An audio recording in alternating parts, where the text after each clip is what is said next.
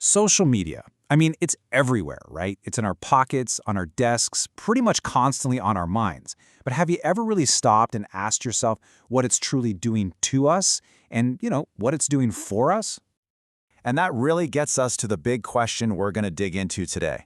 Is social media a tool that's actually helping us, or is it more of a trap that we're all getting caught in?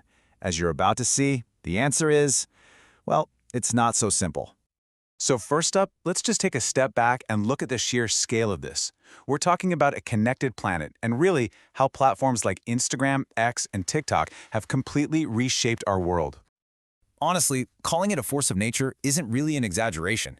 I mean, think about it. These platforms haven't just changed how we chat with our friends. They have fundamentally altered our politics, our culture, and even the way we see ourselves in the mirror. And at its heart, this is the magic trick of social media, isn't it? All those old barriers, geography, time zones, they've just kind of dissolved. Conversations that used to take weeks by mail or cost a fortune in long-distance calls now happen in the blink of an eye. Okay, so let's talk about the good stuff, the really bright side of social media. We're going to explore the incredible power of connection and empowerment that it can bring.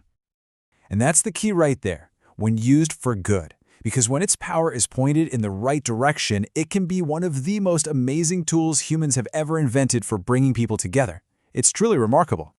And this good shows up in so many ways. It keeps families and friends connected even when they're on opposite sides of the planet.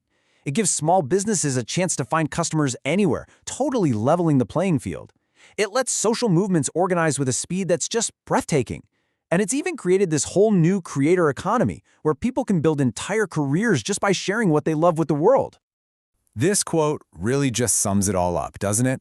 At its best, social media creates this shared human community that we've never had before. But, and this is a big but, this incredible tool definitely has a shadow side.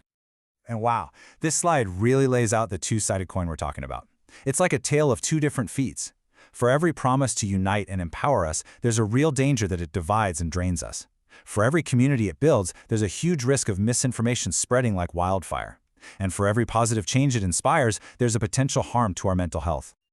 So let's flip that coin over and talk about the other side of the sword. Let's get into the hidden cost of all those clicks and the challenging side of being constantly connected. Because that fire hose of information, that endless river of content we're all swimming in every single day, it's not free. It comes with real, tangible costs to our attention, to our privacy, and honestly, to our well-being. And these downsides are, well, they're pretty major. We're talking about the lightning-fast spread of misinformation, the terrible cruelty of cyberbullying, and that constant, unrealistic social comparison to lives that look absolutely perfect online. Then there are the documented negative impacts on mental health, especially for younger people.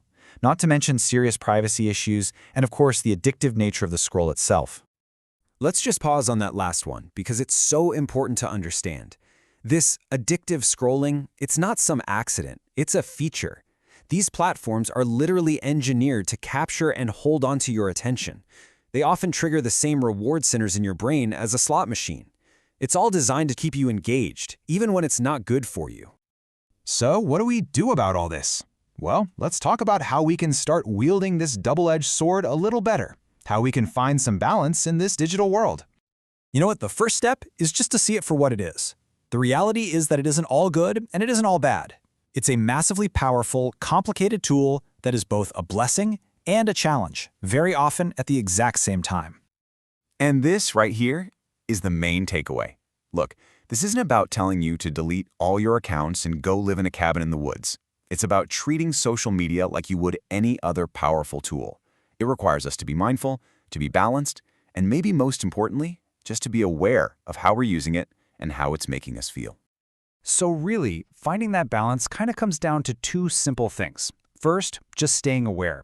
That means asking yourself why you're picking up your phone and recognizing both the risks and the rewards of your time online. And second, actively seeking out balance, with the goal of making sure this tool is enriching your life instead of controlling it. And that really just leaves us with one last question for you to think about. When you really consider your own habits, your own feed, your own state of mind, is your social media truly enriching your life, or is it controlling it? The answer is yours to figure out, and even more importantly, it's yours to change. Thanks so much for joining me for this explainer.